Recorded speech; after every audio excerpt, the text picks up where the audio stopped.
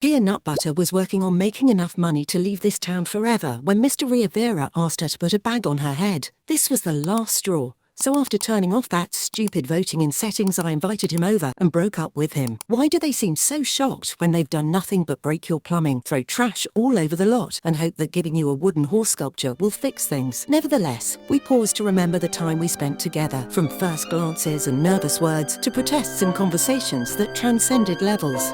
Pia knew one thing for sure. She was worth a hell of a lot more than this. And so begins the next chapter of the one-tile challenge. Pia and Doodle bulldozed their lot and started again.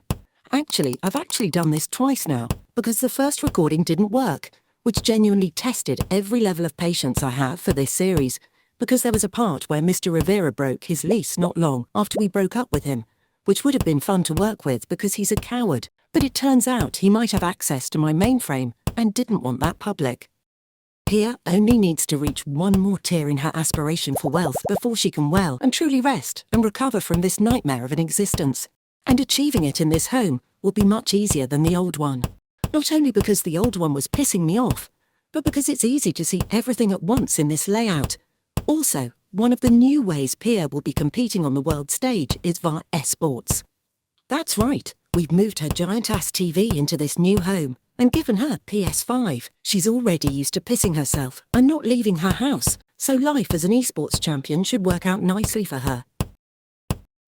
Her bathroom took inspiration from places that have bathrooms that look like this, and now that she's rolling in it, we have plenty of time on our hands to soak in a jet tub, as opposed to using a shower for plebs.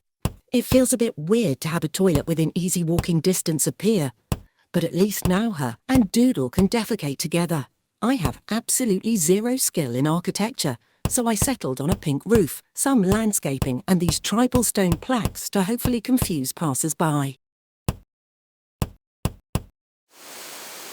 Not really sure what to say about the terrain paint. We brought back her easel and gave her a sweet little spot to paint outside, and also brought the garden cork along. Because he's now one of our prized possessions, I bought her this for some ball play. Doodle wanted to explore everything, and Pia seemed to like her new place.